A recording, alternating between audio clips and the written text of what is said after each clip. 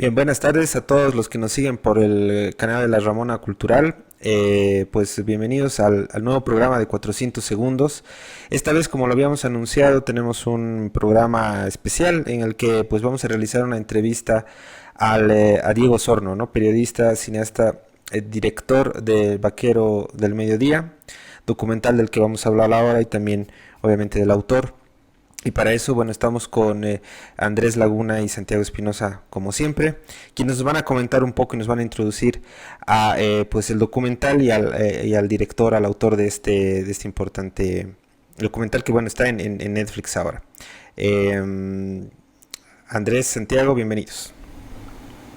Buenísimo, gracias Luchito. Hola Santi, ¿cómo estás? Sí, hoy día tenemos el gusto de compartir con ustedes una entrevista que le realizamos a Diego Sorno, que es un documentalista mexicano, pero que además es un notable reportero, como él diría, o periodista, ¿no? Tú, Santi, lo conoces bien porque has compartido un taller con él, ¿no? Sí, pues él es mexicano, bueno, sobre todo lo he leído, ¿no? Él ha venido un par de veces a Bolivia. El año pasado estuvo en la Feria del Libro de La Paz, estuvo como jurado de un premio de crónica y aprovecharon quería un taller de crónica y estuvo igual en una charla sobre periodismo, crónica.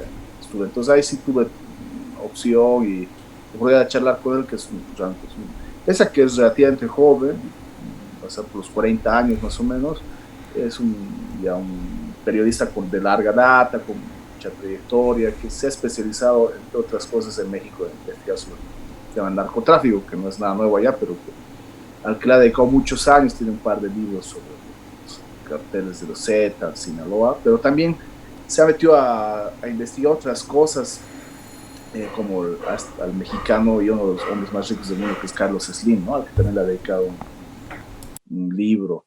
Y muchos de sus trabajos se han publicado en algunas de las revistas como más canónicas de la crónica latinoamericana, ¿no? Gato Pardo, Etiqueta Negra, Vice, Letras Libres.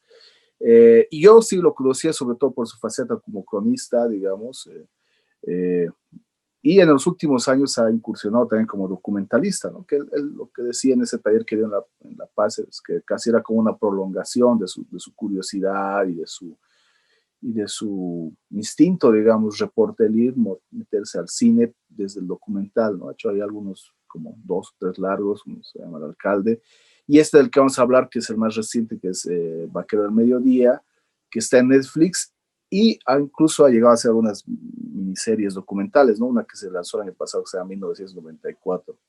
Es un ejemplo interesante de alguien que combina, digamos, el trabajo periodístico con digamos, con el audiovisual en términos cinematográficos.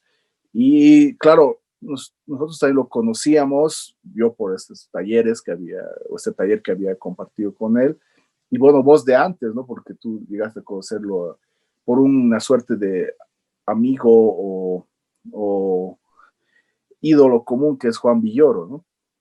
Sí, hermano. Bueno, ya quisiera poder contar entre mis amigos a Juan Villoro, pero sí es un escritor que tú y yo apreciamos muchísimo, ¿no? Que admiramos mucho. Yo siempre que hablo de él digo que es mi héroe personal. Y bueno, tuve la suerte de entrevistarlo un par de veces en Barcelona y justamente la última vez que lo entrevisté fue a propósito de una novela que publicaba que se llamaba Recife, que la publicaron en La Ramona. Y justamente cuando quedamos para hablar de la novela, lo acompañaba Diego Sorno, ¿no? Y fue muy, muy lindo el encuentro porque a Juan Villoro le gustaba hacer sus entrevistas en un emblemático bar de Barcelona que se llama Wembley, en honor a la primera Copa de Europa que ganó el Barcelona, y que es muy cerca de la casa de Villoro, ¿no? Y ahí justamente Diego estaba haciendo una crónica que se publicó después en Gato Pardo, que me acuerdo que Diego me dijo, no, yo les dije a los de Gato Pardo, le hago la nota, pero me tienen que prometer que Juan Villoro va a ser tapa. Y lo fue, ¿no? Y ahí charlamos un poco, eh, compartiendo con Villoro, y tuvimos una anécdota muy linda que yo la contaba en mi entrevista y creo que él también la contó en su crónica, y era que estábamos charlando los tres, yo haciendo la entrevista, y entró un migrante africano a vendernos elefantitos de cerámica. y Juan Villoro, generoso y buena onda como es. De hecho, Juan Villoro, siempre que lo entrevistabas, él pagaba el café o no, lo que consumías, y eso es muy raro, ¿no? Eh, pero bueno, él nos compró elefantitos a cada uno, ¿no? Y creo que, bueno, así cerramos un poco la entrevista con Diego. Y de ahí nos encontramos varias veces porque Juan nos invitó a unas charlas que iba a dar en la Pompeu Fabra sobre Borges, ¿no? Un placer elevado a la enésima potencia, ¿no? Escuchar a Juan Villoro hablar de Borges acompañado de Diego Sorno. Y ahí hablamos, y recuerdo que en esa época Diego era amigo de Lolita Bosch, de esta escritora catalana, y Lolita le dijo, te llevo a pasear, y él le dijo, ya, llévame a pasear, pero quiero ir a Blanes. Blanes es un pueblo costero que no tiene el mayor interés, salvo por un detalle mayor para Diego Sorno, que es donde vivió mucho tiempo Roberto Bolaño. Y como bien sabemos, Roberto Bolaño es uno de los grandes ídolos de Diego Sorno. De hecho, la web de Diego Sorno se llama El Detective y esa es una referencia obvia a los detectives salvajes, ¿no? Entonces, claro, Osorno yo creo que tiene esa cosa de la que habla Juan Villoro justamente en el ornitorrinco, perdón, la crónica, el ornitorrinco de la prosa, que es que los grandes reporteros siempre sueñan con ser escritores y los escritores muchas veces sueñan con ser reporteros, ¿no? Y creo que Diego Sorno es ese reportero que siempre soñó con ser un gran escritor, ¿no? Y es por eso que su devoción es hacia escritores más que hacia periodistas, ¿no? Y creo que esa búsqueda estética justamente explica mucho el documental del que vamos a hablar, que es Vaquero de Mediodía, ¿no? Que es la búsqueda de un escritor maldito o casi de un escritor al que tratarían de localizar estos detectives salvajes, ¿no? No sé, tú lo has visto, Santi, ¿te ha gustado el docu, no? Sí, no, pues sí, o sea, me gusta, o sea, de entrada me interesa el trabajo de Diego precisamente por eso, ¿no? Porque sabe cómo compatibilizar el trabajo de periodismo con el del cine, que son dos cosas que a mí me interesan y me gustan mucho. Y ya había visto 1994, había visto igual incluso algunos cortos que había hecho Diego, y claro, me acerqué a este trabajo de media sin mayor información al respecto, ¿no? Y claro, me sorprendió el tema porque se sale un poco digamos, de los hilos temáticos que están en sus otros documentales, de temas más políticos, de violencia, ¿no? Entonces, como dices, es básicamente una suerte de documental inspirado también todo el espíritu de los detectives salvajes y de todo el Bolaño. Entonces, Osorno hace de detective, básicamente, ¿no? O sea, un detective disfrazado, pero este es una especie de personaje también dentro del documental que se ocupa de buscar, ¿no? La excusa es buscar el paradero de Samuel Noyola, poeta, como dices, maldito mexicano, tuvo un momento, digamos, de mucha atención y reconocimiento en los 90s y 2000s, y que de un día para otro desapareció, ¿no? Que desapareció sin dejar mayores rastros y que hasta ahora sigue siendo una incógnita. Entonces la posibilidad de buscarlo, de intentar atraparlo es la excusa, digamos, que le permite a Osorno, digamos, construir un perfil, esto que en las crónicas o en el se puede llamar un perfil en ausencia, ¿no? Porque claro, vemos material de archivos de Noyola, cómo los recuerdan sus amigos, entre ellos el mismo Villoro, ¿no? Sus propios colegas, y nos va también a dibujar un poco el espíritu de una época, ¿no? La escritura, digamos, y la poesía puede ser una forma también de hacer, de vivir, ¿no? Una forma de vivir más que no solo de escribir, ¿no? Y eso es lo que me interesa. Además, claro, hay temas que a mí me interesan y que lo que trabaja ahí Diego Sorno, que son recurrentes en ustedes, son por el tema de la frontera y las fronteras en general, ¿no? Yo había leído alguna vez igual otros textos suyos que no son tan convencionales dentro del periodismo, en los que le gusta como indagar en esas fronteras entre la realidad también y la ficción, pero entre los múltiples espacios de la realidad, ¿no? La realidad más mainstream, digamos, de la literatura mexicana, por ejemplo, o la realidad mucho más marginal, donde llega a buscar a Noyola, como son básicamente los bajos fondos de México y de Monterrey. Sí, ¿no? Y Monterrey, que yo creo que este ha sido un año prodigioso en Netflix para Monterrey, con Ya no estoy aquí también. Se ha vuelto muy cinematográfica y justamente quizás el Monterrey que los mi reyes de Monterrey no quisieran mostrar, ¿no? Este Monterrey más marginal que circula Diego y que evidentemente va en busca de este poeta perdido, ¿no? Que es, evidentemente podría ser un capítulo de Los Detectives Salvajes, este documental. Eh, Igual yo creo que es un, digamos, a mí la figura de Noyola me interesa menos que la búsqueda de Noyola, digamos, ¿no? O sea, a mí personalmente su poesía, a pesar de que es una poesía reconocida, no me dice gran cosa. Y es muy lindo ver cómo se pasean por la pantalla personajes importantes como Villoro, o que se mencionan como personajes secundarios a figuras de la talla de Octavio Paz, quien era, digamos, cercano a Noyola y alguien que apreciaba a Noyola, o Mary Jo, la esposa de Paz, la viuda de Paz, entre tantos otros, y entre ellos Mario Santiago Papasquiaro, el otro gran detective salvaje, ¿no? Ulises Lima, de quien hemos hablado también con Diego, ¿no? El documental es interesante, es algo raro, digamos, para el contenido que se suele ver en Netflix, igual que 1994, ¿no? La miniserie de la que hablabas, que es una miniserie que gira en torno a ese año que fue digamos, una bisagra para la historia de México, ¿no? O sea, por el levantamiento zapatista, el asesinato de Colosio y la entrada de México en el Tratado de Libre Comercio de América del Norte con Canadá y Estados Unidos, ¿no? La entrada a lo bruto al sistema de maquilas y todo eso que trata muy bien Diego Osorno. O sea, el documental es muy entretenido, es muy recomendable y es una rara avis dentro del contenido típico de Netflix, así que es súper recomendable. Igual, Santi, entonces, la entrevista que van a ver ahora es una entrevista que la realizamos la semana pasada y Diego Osorno tiene una agenda más ocupada que la tuya, ¿no, Santi? No nos ha podido dedicar tanto tiempo como hubiésemos querido. Sí, sí, fue una entrevista que hicimos antes de que hiciera una prueba para un encuentro con tiene la Fundación Gabo. Estos días es la Festival Gabo. Creo que Diego tiene una charla justamente sobre documental y periodismo que sea también una oportunidad para promocionar para quienes quieran verlo un poco más también en esas charlas. Pero sí, él es una persona muy abierta, muy amable, que nos dio todo el tiempo que pudo darnos. Y a nosotros, como decía el Andrés, nos interesaba también poder compartir la posibilidad de recomendar este documental, que como dices, es un contenido no muy popular, digamos, dentro de los algoritmos de Netflix, porque vale la pena verlo, ¿no? Vale la pena verlo. Y eso, o sea,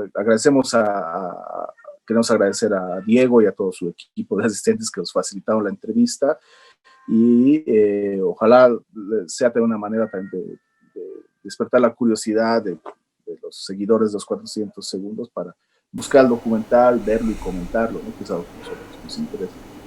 Sí, tenemos el gusto de estar con Diego Osorno, que es uno de los grandes cronistas latinoamericanos de hoy día y además un extraordinario documentalista que acaba de estrenar hace muy poquito un documental en Netflix y es por eso que lo podemos ver en el resto de América Latina, que se llama Vaquero de Mediodía, y vamos a tener la oportunidad de charlar con Diego y que es un placer absolutamente para nosotros. Muchísimas gracias, Diego, Santi. Eh, Gracias a ti por orquestar todo esto.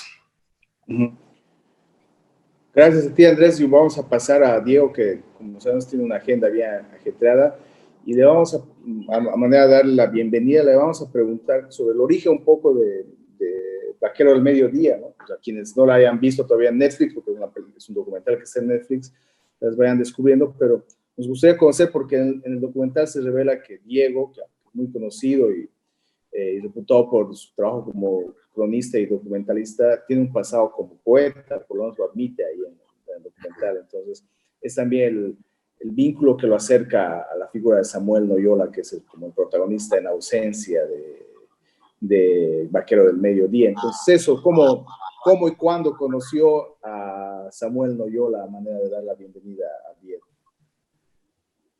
Gracias, Santiago. Un gusto platicar de nuevo contigo y con Andrés, con Luis. Lamento que empiece la conversación con un golpe bajo de tu parte. hablar de mi pasado como poeta fallido, que en cierta forma responde a tu pregunta, ya que abriste ese flanco débil que tengo. Precisamente yo creo que una de las motivaciones de este documental o de esta obsesión por Samuel fue,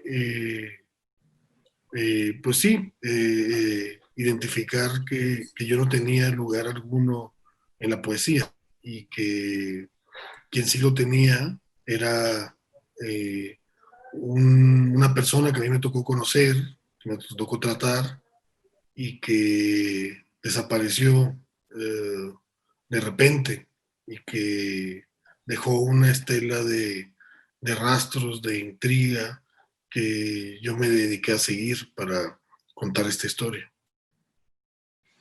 Magnífico. El título de la película, como en el mismo documental se reconoce, fue propuesto por una figura de la literatura mexicana extraordinaria que fue Mario Santiago Papasquiaro, que sabemos que también ha influido mucho a tu obra. ¿Tú crees que hasta cierto punto ser un vaquero de día o de mediodía es una suerte de ser un detective salvaje? Pues ahí hay un juego, sin duda alguno, ¿no? Porque eh, este apodo se lo pone pues un detective, el detective salvaje más célebre junto con Arturo Velano, que es Ulises Lima, ¿no? La proyección literaria de Mario Santiago. Yo no sé si el vaquero del mediodía es también un detective o es más bien alguien eh, que, que, tiene que ser investigado por detectives. No me queda claro, pero sí me impresionó mucho eso, o sea, porque yo conocí a Samuel cuando descargaba encima de su figura la, la, la maldición, dicen algunos, o la herencia, dicen otros, de ser nombrado por Octavio Paz,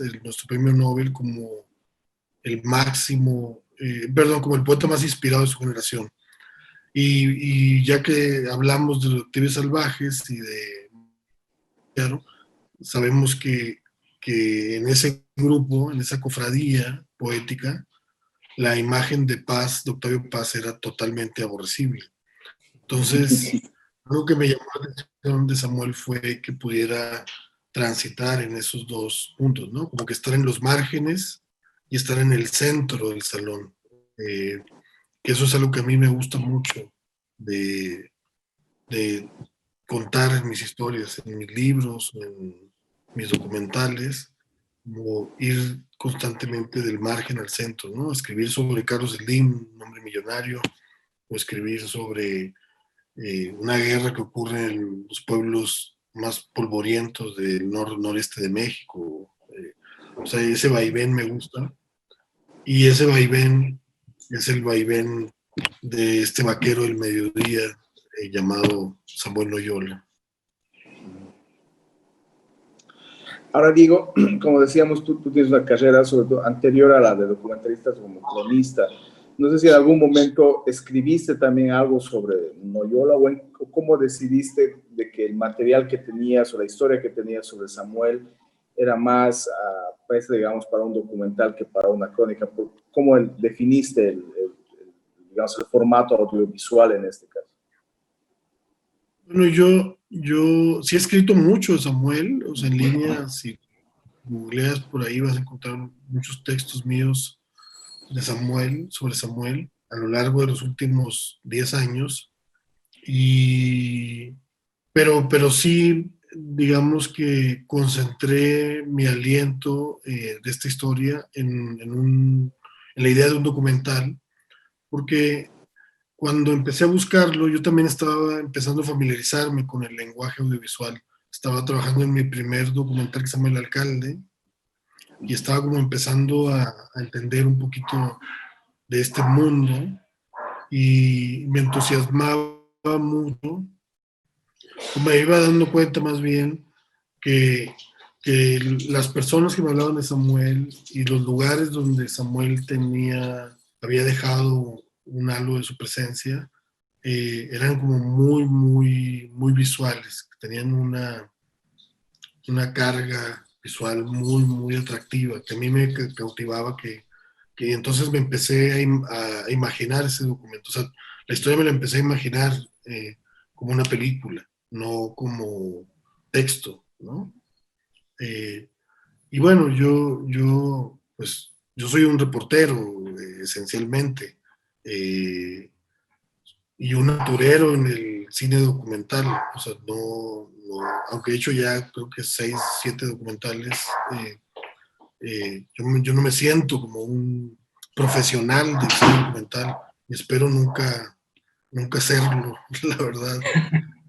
Lo veo más bien como una aventura, el proceso de trabajar una película documental. Y, y esta sí fue la primera película que yo imaginé como tal, aunque se haya tardado tanto tiempo en ser terminada. Sí es la primera historia, perdón, que yo imaginé como imagen antes que texto, ¿no? Pero también he escrito texto y seguiré escribiendo, seguramente. Buenísimo. Tú mismo te reconoces como quien va detrás de este vaquero del mediodía. Eres como el detective en este caso, ¿no es cierto? El que hace la pesquisa. Y en tu camino para la pesquisa, básicamente quienes te dan pistas del paradero de Samuel, básicamente son poetas, examantes, examigos e indigentes. Y ahí pienso justamente en un texto de Samuel que se lee en el documental que dice que el poeta no tiene lugar en la sociedad contemporánea. ¿Tú crees que el único, y de hecho, tus indigentes, los indigentes con los que dialogas, charlas y qué sé yo, parecen ser más poetas que los mismos poetas? ¿Tú crees que el único espacio para el poeta en la sociedad contemporánea es estar en los márgenes de la sociedad contemporánea? No, no, no creo que sea el único, pero sí siento que es el más eh, común en una sociedad como la que tenemos hoy en día, ¿no? En el caso de Samuel, pues hay un cierto rescate a través de este trabajo y de otros trabajos que seguramente vendrán, que reivindicarán su obra, pero el mundo está lleno de poetas que nunca vamos a identificar, que no tuvieron, como Samuel, esta posibilidad pequeña, circunstancial, de tener ese roce con el centro, con Octavio Paz, y que su poesía, en cierta forma, pudiera ser reconocida o entendida, ¿no? Y poesía me refiero dentro de los cánones, ¿no? Porque hay una diferencia, por ejemplo, entre la poesía de Samuel y la poesía de Mario Santiago Papasquiaro. Mario era un poeta experimental, estaba escribiendo cosas que el canon ahorita pues no entiende, no valora, que a lo mejor en 100 años pues van a hacer todo el sentido del mundo, pero ahorita no, el canon no entiende. Y la poesía de Samuel es una poesía que incluso en el canon tiene un valor, tiene un reconocimiento, tiene un andamiaje que corresponde a ese canon. Y, y siento que hay muchos otros poetas como Samuel, a la intemperie, sin espacios, sin accesos, cuya obra nunca llega a trascender, porque se centraliza, se privilegia la burocracia, se privilegia las redes, las complicidades, el mercado, muchas otras cosas que van dejando fuera a verdaderos poetas, ¿no? Eso es algo que, que yo, no sé, intuyo, pienso, y en ese sentido sí, la poesía, la verdadera poesía, no tiene lugar en la sociedad contemporánea, como decía Samuel, pero no porque sea necesario tener una vida trágica como la que tuvo Samuel para que sea reconocida tu obra, sino porque el sistema está hecho así. Si no, si no te pones a dar clases en la universidad y a hacer ediciones o correcciones de un libro o a escribir en el periódico, tu poemario no lo van a publicar y entonces de repente ya la poesía se pasa a un segundo plano y lo más importante es la gestión de tus libros. Entonces hay una gran cantidad de retos que tienen los poetas de verdad, ¿no? Y siento que muchos de los poetas terminan convertidos en gestores más que en otra cosa y van dejando la poesía de lado. No sé, es una barbaridad quizá lo que estoy diciendo, pero es algo que... Diego, no voy a hacer una suerte de spoiler ni nada parecido, pero pues, desde un principio en Vaqueros Medios se intuye que la búsqueda de Samuel Noyola es una especie de búsqueda casi de entrada como fracasada. ¿Tú en algún momento te planteaste o te sigues planteando la posibilidad de que Samuel Noyola podría aparecer? ¿Crees que existe esa posibilidad? No, claro, o sea, yo creo que él está, pues para mí los desaparecidos están vivos, ¿no? O sea, yo tengo esta posición ética, o sea, una persona que está desaparecida está viva hasta que no se demuestre lo contrario. Y más allá, digamos, de esta postura, yo también tengo la intuición de que Samuel está vivo y además tengo una hipótesis más precisa de que está vivo y de que vive en Madrid, en los alrededores de Madrid, y que es musulmán y que a lo mejor está enterado de esto, de mi documental, y se ríe un poco de la situación. O sea, tengo esa hipótesis.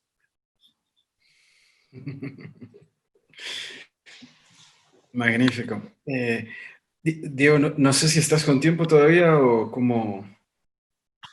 Ya tendría que, ya no tardan en empezar a bombardearme de mensajes, pero si quieren una última pregunta o si quieren reagendamos para otra ocasión. Si quieres podemos hacerte una última pregunta y después, y después ya vemos cómo va tu agenda, ¿no? Quizás, quizás uno de los momentos más emotivos del documental es cuando se reconoce que Samuel se convierte en poeta en Nicaragua, ¿no? Y cómo Nicaragua termina forjándolo. ¿Cómo crees que estas experiencias iluminadoras, pero al mismo tiempo también traumáticas, van a moldear la figura trágica de Samuel Noyola? No, pues o sea, creo que hay dos eventos cruciales en la vida de Samuel. Uno, el primero, es el abandono de su padre cuando él tiene 2 años, ¿no? Y lo deja él junto con sus otros hermanos.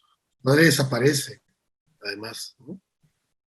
Ese momento, por supuesto, que lo marca.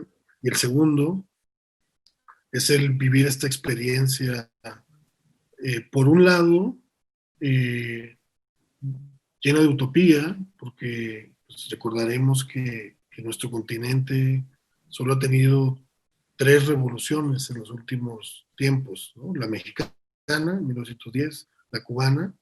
La última revolución que hemos vivido fue en Nicaragua, precisamente. Una revolución además liderada por jovencitos amantes de la literatura, ¿no? Había poetas como Ernesto Cardenal, cuentistas como Sergio Ramírez, incluso el actual presidente Daniel Ortega escribía poesía en aquella época. Había comandantes sandinistas como Omar Cabezas, que tiene este libro maravilloso, La montaña es una inmensa estepa verde llena de silencio, que es un libro de los grandes libros de literatura latinoamericana. Entonces imaginen triunfa una revolución llena de literatura, de poesía. Samuel va a los 16 años a apoyar esa utopía y ahí pues, se llena seguramente de esta inspiración, ¿no? de esta vocación, además el país donde se inventó la poesía moderna en Latinoamérica, con Darío, ¿no? En el año del 80, en el año en el que va Graham Greene, García Márquez, Julio Cortázar, Yevtushenko, todo eso lo recoge Samuel y por otra parte también le toca lo duro, ¿no? De no solo la utopía, sino la crudeza de la guerra, ¿no? Los enfrentamientos, el asesinato de compañeros, quizá el haber también disparado él armas y combatido a otras personas. Entonces, esa experiencia, por supuesto que lo marca. Y es curioso porque cuando empecé a investigar, muchos de los supuestos amigos de él me decían que eso no es la verdad, que Samuel nunca había estado, que eran inventos, que lo había, sí, que lo había inventado, porque Samuel no lo contaba mucho. Como Samuel después se alinea más al grupo de Paz, y el grupo de Paz estaba muy enfrentado con el grupo de Cardenal. O sea, Paz y Cardenal eran los grandes poetas latinoamericanos, los grandes referentes, y entonces Samuel yo creo que omite esa historia en Nicaragua para cuidar un poco tal vez su relación con Octavio Paz, con la constelación Octavio Paz, que yo creo que es al único ente que Samuel respetó antes de desaparecer. Fuera de Octavio Paz, yo creo que Samuel no respetaba nada.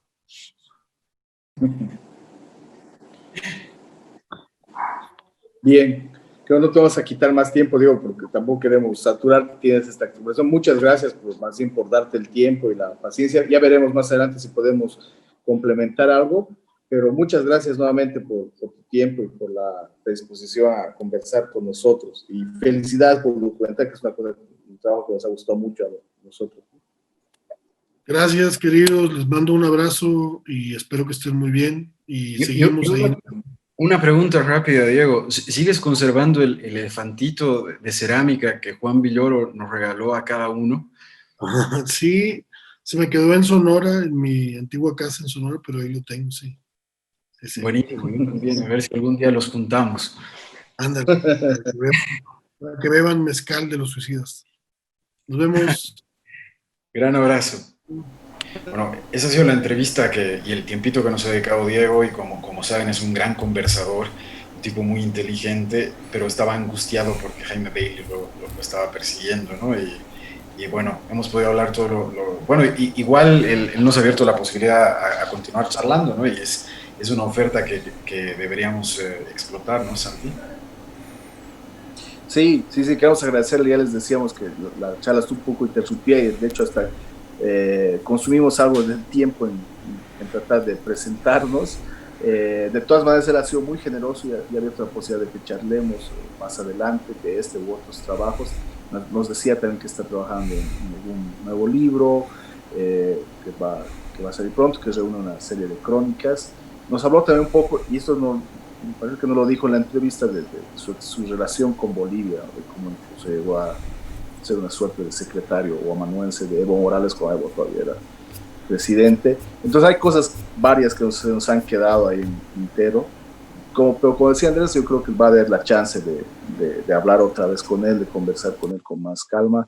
De hecho, yo me acuerdo haberlo entrevistado justamente el año pasado sobre 1994, y algún rato voy a recuperar esa entrevista a ver si sirve todavía de algo. Y eso, como decía, ojalá esta entrevista sirva para animarlos a ver el documental, que creo que es de las cosas más interesantes que hay en no ficción, porque Netflix también ha aumentado mucho su cantidad de producción no ficción, pero no toda es tan valiosa, digamos, no todas sus series documentales son tan interesantes o recomendables como es este caso. Sí, no, o sea, a pesar de ser un reportero, no es un documental televisivo, digamos, ¿no? Y tiene una cierta exploración y algunas secuencias que pretenden acercarse al documental de arte o al documental creativo, qué sé yo, pero es igual muy entretenido. Yo creo que es un pequeño thriller en búsqueda de un personaje igual muy curioso, y creo que no solamente es interesante, sino es también muy entretenido. El tiempo se pasa volando viéndolo, así que realmente disfrútenlo, ¿no? Ahora que hay un pequeño boom de ciertas, o sea, no es el Rey Tigre, pero casi, ¿no? O sea, yo creo que es más interesante que el Rey Tigre, digamos. Buenísimo. Y más corto, además. Súper, bueno, entonces la invitación a todos los que aún no han visto el documental en Netflix, ¿no? Vaquero del Mediodía, y pues para que también busquen más sobre el trabajo de Diego Osorno. Bueno, con eso terminamos el programa de hoy. Invitarlos, como siempre, para la siguiente entrega de los 400 segundos el siguiente martes a las 7 de la noche, y también que puedan pues visitar nuestro canal de YouTube, en donde vamos subiendo todos los programas con el nombre de los que pueden buscar con el nombre de los 400 golpes. Bueno, nos despedimos entonces, Andrés, Santiago, hasta luego, nos vemos. Santi, gracias. Chao, chao. Nos vemos.